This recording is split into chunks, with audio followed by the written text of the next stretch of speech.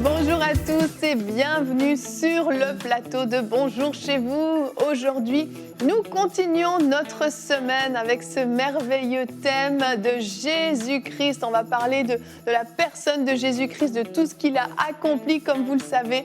Et aujourd'hui, nous allons parler de l'amour de Dieu, cet amour qui nous est accessible, cet amour qui a été manifesté au travers du sacrifice de Jésus-Christ. N'est-ce pas un beau thème aujourd'hui? Oui. N'est-ce pas un beau thème? N'est-ce pas un beau thème? En effet. En effet. Effectivement. Tu vas... Cette belle semaine, Evelyne, dans ce mardi de la semaine de Noël, c'est un super thème. Un très beau thème, Frank. Frank est toujours très en joie dans cette période de fête. Exactement. Encore plus que d'habitude, je dirais. Encore plus. Wow. Encore plus, hein. Et vous remarquez ça? Oui, c'est vrai. Je ne sais pas si vous l'avez remarqué aussi à la maison, mais bon. Et On est là. peu importe que vous soyez pour ou contre les célébrations de Noël, la question n'est pas là. Le but est simplement de pouvoir élever Jésus-Christ pendant Alléluia. toute cette semaine. Et on peut le faire n'importe quelle semaine de l'année, c'est vrai. Mais encore plus particulièrement cette semaine, on a choisi de prendre le temps de s'arrêter sur Jésus-Christ. Et Annabelle, aujourd'hui, tu vas faire une rubrique famille. De quoi vas-tu nous parler? Comment être un témoin de Jésus dans notre famille. Et c'est sûr que les fêtes de fin d'année, c'est le moment où on vit ces retrouvailles familiales. Et quelquefois, c'est plus difficile que d'autres. Alors, dans la rubrique famille, on verra comment être un bon témoin de Jésus-Christ dans sa famille. Super, qu'on peut appliquer toute l'année, mais particulièrement pendant ce temps des fêtes. J'ai hâte. Excellent. On va commencer tout de suite cette belle émission avec la pensée du jour.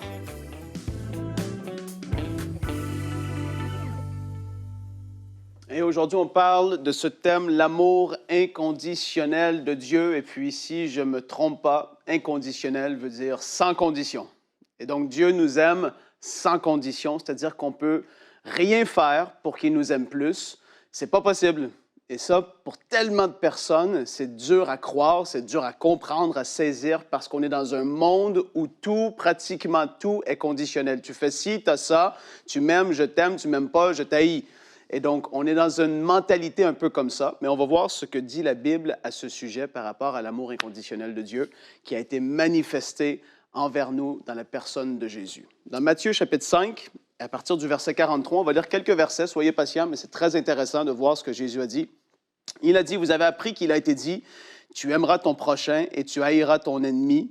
Mais moi, je vous dis, aimez vos ennemis, bénissez ceux qui vous maudissent et faites du bien à ceux qui vous haïssent et priez pour ceux qui vous maltraitent et qui vous persécutent. Donc voilà, Jésus vient encore une fois de complètement confondre la pensée du monde qui est courante, où les gens veulent appliquer ce qu'ils veulent appliquer. Jésus dit, faites le contraire.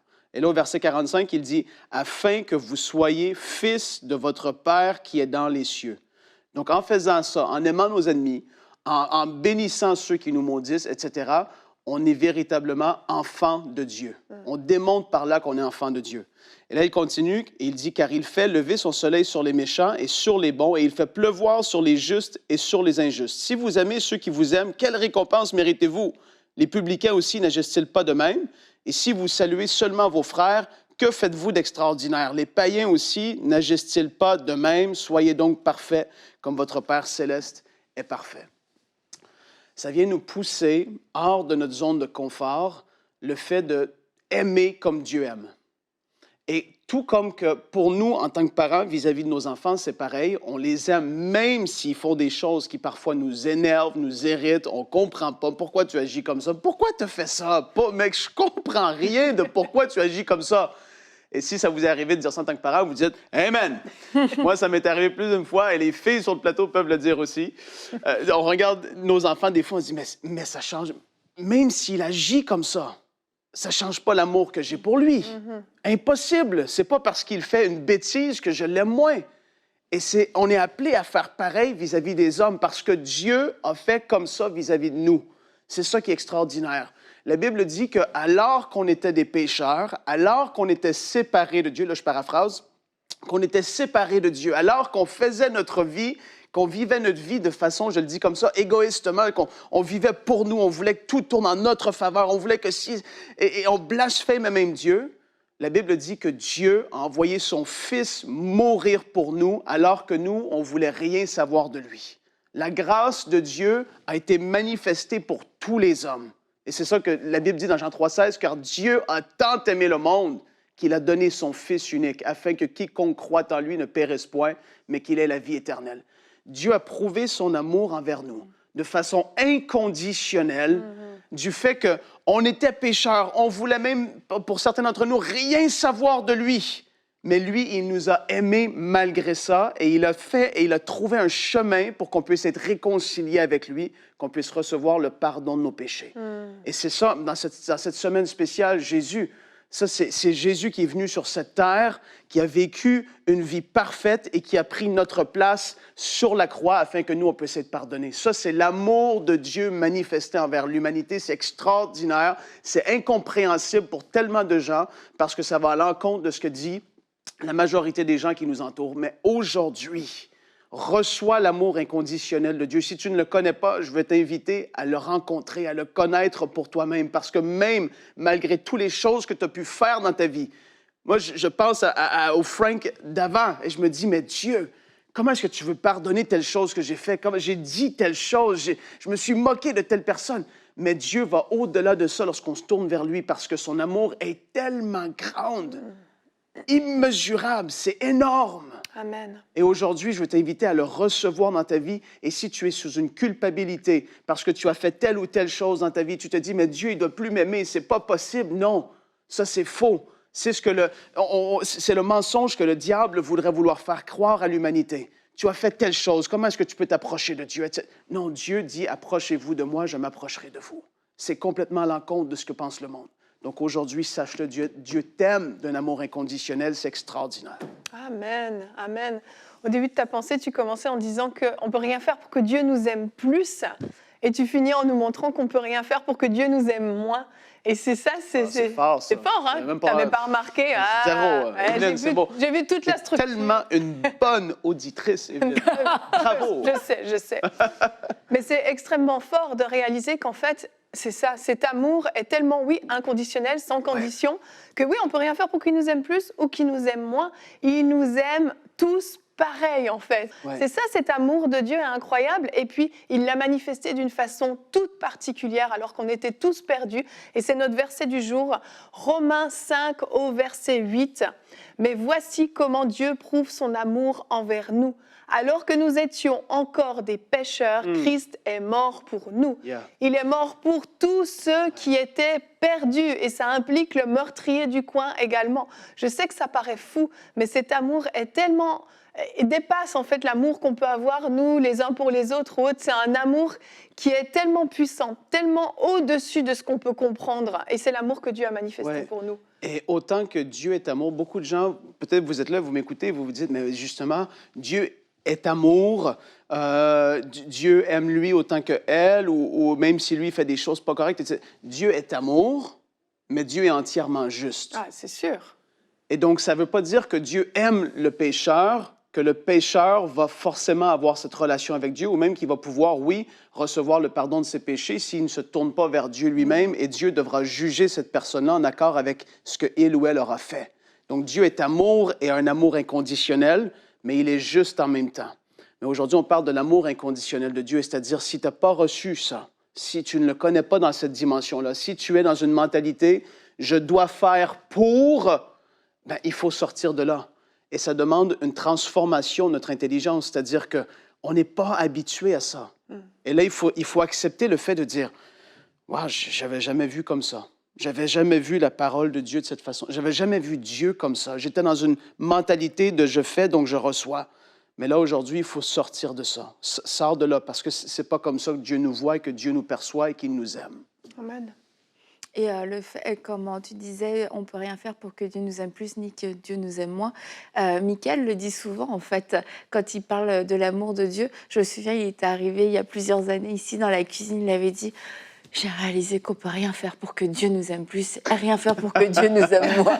Et j'ai souvent moi-même repensé parce que en fait, ça enlève tellement de choses, tellement de combats, tellement de fausses idées sur Dieu. Et l'amour inconditionnel de Dieu, c'est pas un amour qui nous pousse à être léger avec lui. Au contraire, quand on prie pour recevoir une révélation de l'amour de Dieu, il y en a peut-être qui se disent oui, mais ça c'est vraiment basique, l'amour de Dieu. Mais c'est quand on a cette assurance de l'amour de Dieu, qu'on a cette assurance de notre position, on a notre assurance de notre identité et on a aussi cette liberté de pouvoir le servir, cette liberté de pouvoir être nous-mêmes, cette liberté de pouvoir lui donner, de lui confier toute notre vie. Parce qu'imagine confier toute ta vie à quelqu'un dont tu n'as pas la révélation qui t'aime.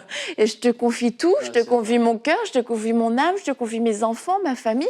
Mais imagine si tu arrêtes de m'aimer à un moment donné, si d'un seul coup tu m'aimes un peu moins, peut-être que ça va se retourner contre moi.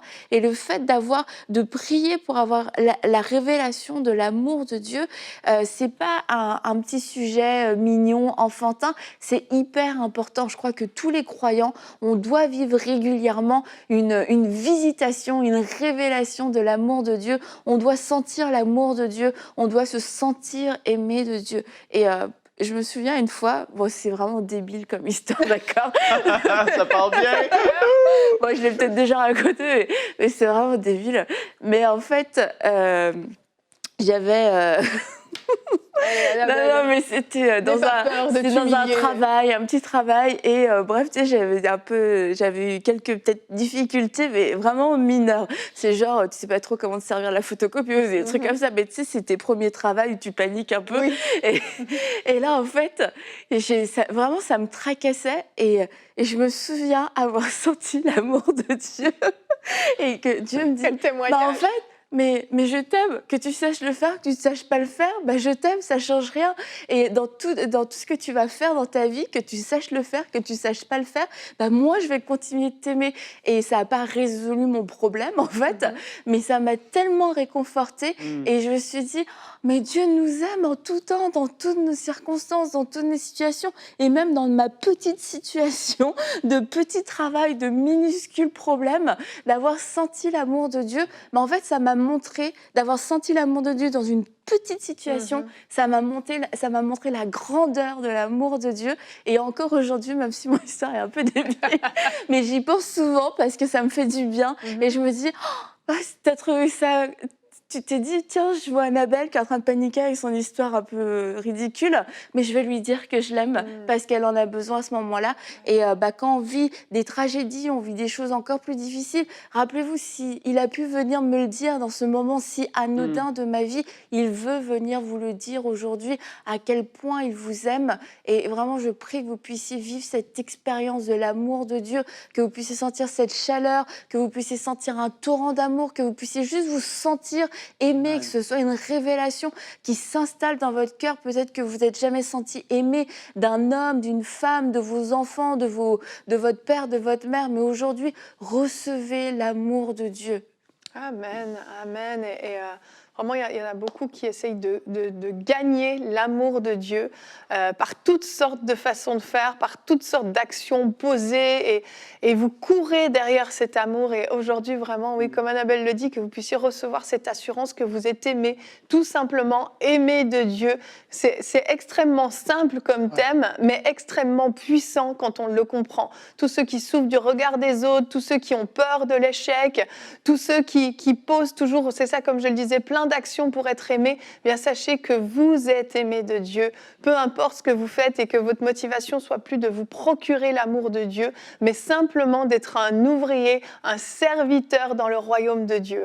On va enchaîner, on va voir maintenant comment on peut briller dans notre famille et manifester cet amour qu'on a reçu dans la rubrique famille.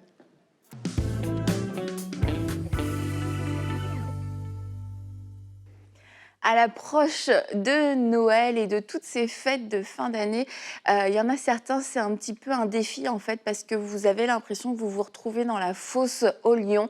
Et j'aimerais aujourd'hui pouvoir vous encourager et aussi vous donner quelques outils pour que vous y alliez avec un cœur, un bon cœur et avec une belle expectative aussi. Alors je sais que j'ai conscience que quelquefois, il y a des contextes quand même particuliers de rejet, des contextes particuliers de persécution. Il y en a parmi vous, vous avez été mis à la porte de chez vous, votre famille ne vous parle plus. Mais il y en a aussi parmi vous, ça a été beaucoup de maladresse, beaucoup d'erreurs qui ont été faites de votre part parce que vous aimez Jésus, vous avez voulu partager votre amour de Jésus, mais quelquefois maladroitement. Alors aujourd'hui, on va voir 4 points pour pouvoir nous aider à être des bons témoins de Jésus-Christ. Et j'aimerais vous encourager tout de suite avec ce verset dans 1 Pierre 2,12. Ayez une bonne conduite au milieu des non-croyants, afin que là même où ils vous calomnient, comme si vous faisiez le mal, ils remarquent votre belle manière d'agir et rendent gloire à Dieu le jour où il interviendra. Alors si vous oubliez tout de ce que je vais dire après, souvenez-vous juste de ce verset. Ayez une bonne conduite et puis de garder cette promesse, le jour où il interviendra, le jour où Dieu viendra les sauver, ils se rappelleront que vous avez été un bon témoin de Jésus-Christ. Relis le verset encore. Okay. Relis-le, Annabelle. Amen. Ayez une bonne conduite au milieu des non-croyants, afin que là même où ils vous calomnient, comme si vous faisiez le mal, ils remarquent votre belle manière d'agir et rendent gloire à Dieu le jour où il interviendra. Wow. Amen. C'est fort, en effet. Inspiré, wow. Rien que ça, vous allez pouvoir gagner votre famille et sauver votre temps des fêtes. Donc, pour pouvoir être un bon témoin de Jésus-Christ, nous voulons ressembler à Jésus-Christ et avoir un comportement qui reflète le comportement que Jésus aurait pu avoir. Alors, la première chose, c'est que nous allons renoncer à la religion et au jugement. Parce que Jésus était celui qui allait avec les gens dits de mauvaise vie et les pharisiens étaient ces personnes qui disaient mais pourquoi est-ce que Jésus mange avec eux? Pourquoi est-ce que Jésus va avec ces personnes? Et est-ce que quelquefois vous avez eu tendance à ressembler plus à un pharisien qu'à Jésus lui-même? Et Jésus disait ce ne sont pas les bien portants qui ont besoin de médecins mais les malades. Et allez apprendre ce que signifie je désire la bonté et non les sacrifices. En effet, je ne suis pas venu appeler des justes mais des pécheurs. Et rappelons-nous que lorsque nous sommes avec notre famille, alors qu'ils ne connaissent pas les Seigneurs, de ne pas avoir cette attitude « Ah, eux, ce sont des païens, ce sont des gens impurs, ce sont des pécheurs. » Non, je viens au milieu d'eux pour pouvoir briller, pour pouvoir refléter Jésus. Et Jésus s'asseyait avec les pécheurs. Jésus démontrait de l'amour, démontrait de l'intérêt. Il n'avait pas peur des pécheurs. Il n'avait pas peur du péché parce qu'il savait qu'il allait vaincre le péché à la croix. Il savait que l'amour était plus fort. Alors prenez exemple plus sur Jésus et renoncez à la religion, à cet esprit religieux, cet esprit de jugement, être en train toujours de pointer du doigt ce qui ne va pas, être en train de comme si les gens se sentent inférieurs à vous, ils ont l'impression que vous arrivez avec arrogance, un bon témoin de Jésus-Christ arrive avec une attitude d'amour. Et c'est mon deuxième point, un amour inconditionnel, aimer inconditionnellement. Aimer inconditionnellement, c'est pouvoir aimer lorsque notre famille aussi fait des choix, ils vont faire des choix qui nous déplaisent, qui sont contraires à notre foi. Mais c'est ça le mot-clé, notre foi.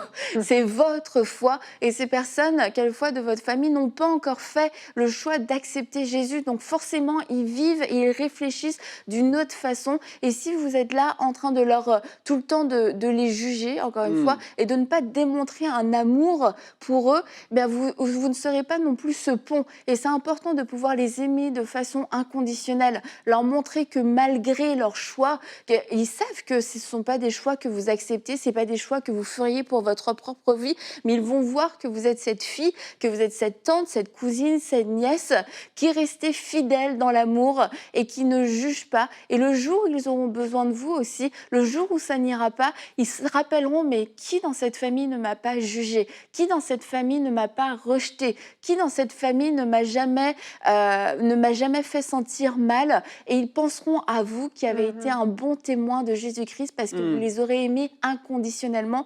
Et ce sera aussi pour vous le temps de pouvoir annoncer clairement l'évangile dans ces moments-là. Et puis aussi vous rappeler de ne pas vous tromper d'ennemis. Parce que ça arrive que, oui, les gens, à travers leurs mauvais choix, on peut se dire, mais qu'est-ce qu'ils ont? Ils ont vraiment un problème, ils sont obscurcis, etc. Mais nous n'avons pas à lutter contre la chair et le sang. Donc ne commencez pas à vous attaquer directement aux personnes. Rappelez-vous que si ces personnes n'ont pas accepté Jésus, ils sont encore dans le royaume des ténèbres, que leur intelligence est obscurcie. Donc ne dites pas ce genre de choses. Et gagnez ces combats dans la prière et préparez-vous. N'arrivez pas non plus innocemment en vous disant on va chanter des cantiques pour Jésus en se tenant la main. Non, les personnes de votre famille qui ne connaissent pas Jésus n'ont pas cette façon de penser, la même façon de penser que vous. Donc sachez que vous allez devoir apprendre et prendre cette décision de les aimer inconditionnellement. Annabelle, qu'est-ce que tu dis là? Je fais juste mettre un petit point là-dessus. J'ai appris à faire la différence entre accepter ou pas accepter ce qu'ils font en tant que style de vie et le fait de les aimer quand même. C'est pas que tu mets un saut d'approbation sur qu'est-ce qu'ils font, forcément, mais tu les aimes quand même. Ouais. Et ça, j'ai dû vraiment faire la part des choses. Et je le dis juste parce que certaines personnes qui pensent et qui mélangent les deux trucs, en fait. Et c'est vrai. Et je pense notamment, si vous avez des enfants qui ne marchent pas avec le Seigneur et qui ne sont pas encore mariés, et il y a des annonces de grossesse, vous allez être grands-parents. Et quelquefois, on manque ce moment-là. Et c'est un moment de réjouissance, un moment de célébration, un moment où il y a un nouvel être qui va arriver dans votre famille. Et en fait, c'est extrêmement blessant pour ces personnes, pour vos enfants, de se dire mes parents ont mis au-dessus, selon eux, un principe religieux, on n'est pas mariés, ils ont mis ça au-dessus du fait qu'on leur annonce qu'on va être parents et qu'ils vont être grands-parents. Et prenez cette décision, peu importe la nouvelle qui va arriver, on va apprendre à se réjouir. Et puis après, en privé, écoutez, vous allez pouvoir régler ça, vous allez pouvoir en parler avec le Seigneur, mais c'est des moments qui sont importants et les gens, votre famille vous observe et attend de vous cet amour, attend de vous aussi cette célébration, et vous ne pouvez pas être la seule personne dans la famille qui ne célébrera pas l'arrivée d'un nouvel enfant. Oui, le contexte n'était pas parfait, le contexte n'était pas idéal, mais un enfant arrive et vous allez être grands-parents. Je prends cet exemple, mais si ça peut vous parler, réjouissez-vous et que vos enfants puissent se souvenir, mes parents ont célébré, ont marqué ce moment par une joie, et ma mère s'est pas mise à pleurer en disant vous n'êtes pas mariés. Vraiment, ressaisissez-vous, marchons dans l'amour, soyons forts et courageux. Troisième point, défendre sa foi avec un esprit de douceur.